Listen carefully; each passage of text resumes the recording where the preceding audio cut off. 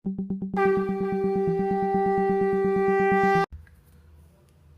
पुरुषोत्तमम। आलोचना प्रसंग भाग 2 से 18 दिसंबर सन 1941 की श्री ठाकुर जी से वार्तालाप। श्री ठाकुर जी का एक स्कूल है जिसको तपोवन के नाम से जानते हैं। तो तपोवन के नियम कानून विधि व्यवस्था कैसा होगा, इस विषय में क्षितीश दा ने प्रश्न किया। श्री ठाकुर जी बोले कि तपोवन के नियम कानून जो कुछ भी बनाएंगे वह होगा to fulfill the wishes of the Guru and not to fulfill the advent of complexes। गुरु की इच्छा की पूर्ति करने के लिए ही नियम कानून होना चाहिए, किंतु प्रवृत्ति के आविर्भाव की पूर्ति के लिए नहीं। अच्छा तो यह है कि आवश्यकता अनुसार नियम कानून सहज भाव से विवर्तित करें।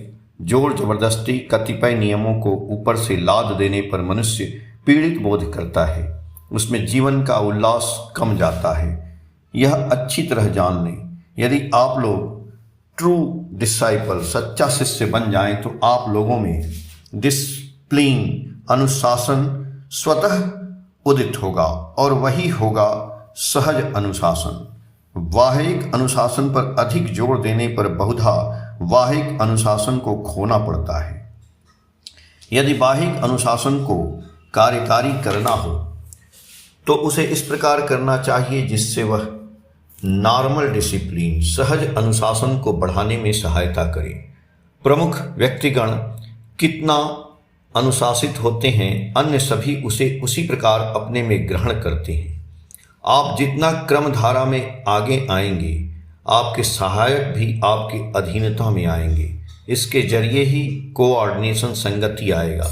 चाहे नियम कानून जो भी बनाएं, उन सभी में मेरी दृष्टि भंगिमा ही अपनाएंगे। मैं हर समय यही सोचता हूँ, यदि किसी को उपयुक्त नहीं बना सका, सुशृंखल बनाकर ऊपर नहीं उठा सका, उसमें मेरी त्रुटि कितनी और कहाँ रही। उसके लिए मुझे जितना करना चाहिए उतना किया या नहीं, या कर पा रहा हूँ या नहीं। जब इन बातों को सोचता हूँ कि क्या करना था उसे नहीं किया, उसके लिए मन उस समय खराब हो जाता है। यह सोचकर मन खराब होता है कि मेरी करनी में कहीं खामियां रह गई हैं। अनेक क्षेत्रों में तो ऐसा भी प्रतीत होता है कि अपने क्षमता अनुसार अपनी करनी में कोई त्रुटि नहीं की, फिर भी दिल में अफसोस इस बात का होता है कि और भी अधिक क्यों नहीं कर सका। मैं जो इस प्रकार करता हूँ, इसमें मैं ऐसा अपने इंटरेस्ट स्वार्थ से ही करता हूँ, क्योंकि मैं यह जानता हूं कि आप लोगों में हर व्यक्ति को लेकर ही मैं हूं, यहां तक कि कुत्ते बिल्ली तक को भी छोड़ नहीं सकता हूं। ऐसा महसूस करता हूं कि कोई यदि डाउन अवनत होता है तो जैसे मैं ही डाउन अवनत हो गया हूं। इस इंटरेस्ट स्वार्थ बोध और सिंपैथी सहानुभूति से काम करें और चलें। देखेंगे परम पिता आपको कहां तक पहुंचा देते हैं। एक एक कर बाद में अनेक लोग आने लगे। श्री ठाकुर उन लोगों में अनेकों से विभिन्न तरह का समाचार पूछने लगे। बाहर से आई हुई एक माँ श्री ठाकुर जी को 5 रुपए निवेदन कर प्रणाम करती हुई बोली, बाबा कुछ दिन पहले मैं सख्त बीमार पड़ गई थी। डॉक्टर कविराज प्रायः हार चुके थे। उस समय मैं बिछावन पर पड़ी पड़ी केवल रोती थी और आपको पुकारती थी। एक रात को मैंने स्वप्न में देखा कि आप मुझसे 5 रुपए मांगे हैं। दूसरे दिन ही सवेरे उठकर कपड़े लत्ते बदलकर आपके नाम से मैंने 5 रुपए रख दिए। मन ही मन यह संकल्प किया कि जब मैं स्वस्थ हो जाऊंगी तो आपके निकट इन रुपयों को निवेदन कर प्रणाम करूंगी। तभी से सर्वदा मैं सोचती रहती थी कि कब आपके पास आकर इन रुपयों को दे सकूंगी। चिट्ठी में मैंने इस बात को लिखकर जानकारी दे दी थी, किंतु आपकी दयावश तभी से मैं शीघ्रतर अच्छी होती गई। मैं आपके निकट इतनी जल्दी आ उपस्थित हो सकूंगी यह मैंने स्वप्न में भी नहीं सोचा था। यह बिल्कुल आपकी दया है, इसलिए इस बार मैं बच गई हूँ। श्री ठाकुर जी बोले, परम पिता की दया है।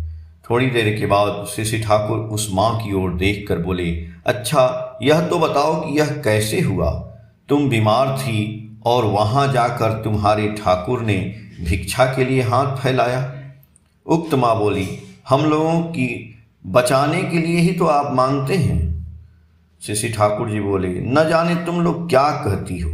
पर भिक्षा ने मुझे छोड़ा नहीं। और मज़े की बात तो यह है कि जो देते हैं वे हर तरह से तरक्की ही करते हैं। देने का आग्रह ही उनके कर्म कौशल को मुक्त कर देता है। जो इष्ट को देने के धंधे में कर्मठ हो उठते हैं वे बुद्धि और बहुत सोच विचार कर ही उस काम में लगे रहते हैं। वैसी आकुल प्रचेष्टा ही उनके ग्रह वैगुण्य अर्थात प्रवृत्ति अभिभूत को भी बहुत कुछ काबू में ले जाती है। इसलिए श्रेय को देने की बुद्धि जितनी बढ़ेगी उतना ही अच्छा। माता पिता को देने की जिन्हें बुद्धि रहती है उनका भी मंगल ही होता है। बातें कर ही रहे थे कि श्री ठाकुर हठात बोल उठे, शौच के लिए जाना है। सबों की ओर देखते हुए, क्या मैं उठ सकता हूँ? सभी ने कहा हाँ। श्री ठाकुर उठकर खड़े हुए और हरिपद दास से बोले, देखो तो हरिपद, कपड़े में कुछ लगे तो नहीं है, बिछावन खराब तो नहीं हुआ? हरिपद दा ने देख कर कहा, नहीं, कुछ भी नहीं लगा है। श्री ठाकुर, बिछावन तो नहीं देखा। हरिपद दा, ऐसा यदि होता तो पहले कपड़े में दाग तो रहता। श्री ठाकुर बोले, अच्छा चलो। यह कहकर निभृत निवास के शौचालय में गए। निभृत निवास के अंदर के पूर्व दक्षिण कोने में एक छोटा कमरा है जिसमें कमोड रखा हुआ है। श्री ठाकुर ने वहीं शौचादि किया। इसके बाद वहां से निकलकर एक छोटी चौकी पर बैठकर पाउडर से भली भांत उन्होंने दांत को माजा। दांत मांजने के बाद मुंह धोया। उसके बाद हाथ पैर अच्छी तरह धोने लगे। सरोजनी माँ झाड़ी से जल ढालने लगी और हरिपद दास साथ ही साथ उस काम में सहायता करने लगे। बाद में हाथ पैर मुख पोंछने के बाद उन्होंने श्री ठाकुर जी का कपड़ा बदल दिया। इस प्रकार उनके कपड़े बदले गए जिससे पैखाने वाले कपड़े के साथ नए कपड़े का संयोग न हो सके। शांतिपुरी उजली धोती कोछा देकर पहने जिसके पाड़ काले थे। सामने वाले कोंचे को उठाकर बाएं कमर में खोस दिया। कपड़े नाभि से खूब ऊंचे थे। धोती की चौड़ाई 50 इंच एवं लंबाई 11 हाथ थी। धोती के कच्छ बड़े सुंदर ढंग से चुनिया कर पहनाया गया। बड़े सुंदर ढंग से धोती पहने थे। इसके बाद अद्धी की फतुही पहने थे। फतुही की सिलाई बहुत सुंदर ढंग से हुई थी जिसकी बाँह केहुनी तक थी। लंबाई न कम थी न अधिक। शरीर के साथ उसका मेल बहुत अच्छा बैठा था। कपड़े और फतुही पहनाकर चप्पल पहने उस निभृत निवास से श्री ठाकुर बाहर आए। वे सीधे बाहर आकर टहलने लगे। टहलते समय उनका वह सुंदर शरीर डोलित हो रहा है। नजर इनकी बड़ी तीक्ष्ण है।